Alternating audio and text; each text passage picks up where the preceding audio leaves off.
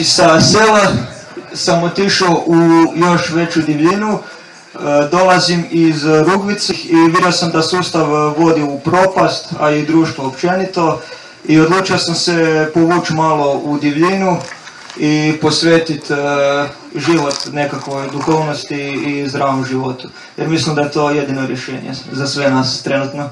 Počeo sam tražiti novo rješenje, budućnost vidim u organiziranim zajednicama. To su zajednice koje, to ne znači da žive svi na istom mjestu, da u smislu plešu oko vatre i te stvari, nego zajednice, znači ljudi ili obitelji koji žive dovoljno daleko da si ne smetaju, znači da ima svako svoj mir, svako svoj vrt, svako svoj izvor prihoda, svoju kuću, ali da su opet dovoljno blizu da si mogu međusobno pomagati oko nekih stvari.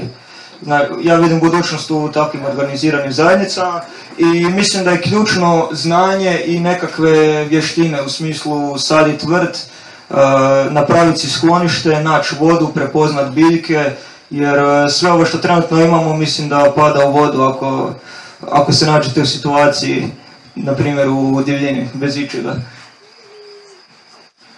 Donio sam odluku u studenom prošle godine da ću baš otići u šumu, ali još nisam donio odluku o datumu. Znači tu su došla pitanja bližnjih, prvo su me pokušavali indirektno odgovoriti i onda su rekli i onda su me jednostavno podržavali u svem tom što radim, jer su vidjeli da je to i dalje zapravo jedino rješenje i da sam se ja u potpunosti vidio u tom.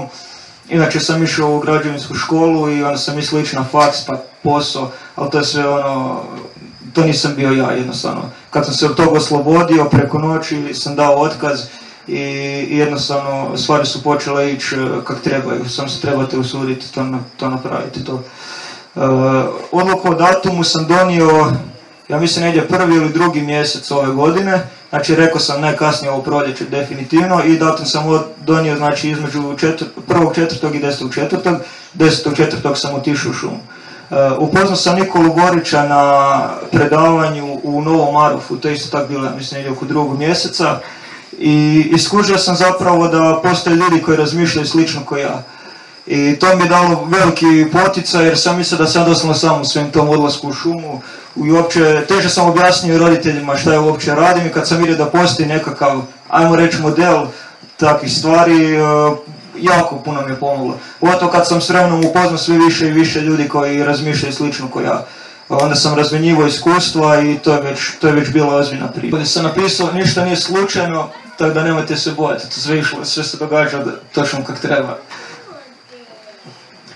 Pripreme za odlazak u šumu. Znači, planirao sam to, samo nisam očima spavao. Planirao sam kako će sve to izgledat u šumi, koje stvari trebam ponijeti, koje ne trebam ponijeti, gdje ću ići, toliko tih stvari. Na kraju sve što sam zamišljao uopće se nije ostvarilo.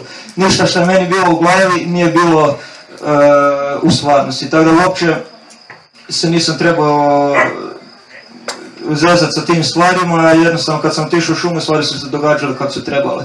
Mogao sam to vrijeme posvetiti nečem drugom. Educiranje, znači učio sam o biljkama, učio sam o izradi skloništa, obradi drva, o svim stvarima koje sam mislio da su potrebne, a educirao sam se zapravo cijeli život. Od uvijek me tako nešto zanimalo u vezi prirode i jednostavno sad iskorištavam i nadograđujem to spoznanje.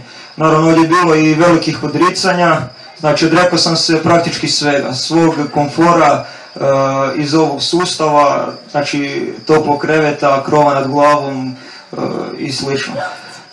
Nabavio sam sve potrebne alate, preferiram ručne alate, zato jer nisam siguran koliko će još biti fosilnih goriva, tako da rađe investiram u alate ručne koje mogu uvijek koristiti, koje znam, ali naravno koliko god mogu koristim i na primjer motorku i ostale alate, ali uz to da će da mi bude lakše, meni je cilj da mi bude lakše, da mi bude ugodan život, a ne da se mučim, ali opet 1% vježbam se u slučaju da neće biti tih fosilnih goriva i slično.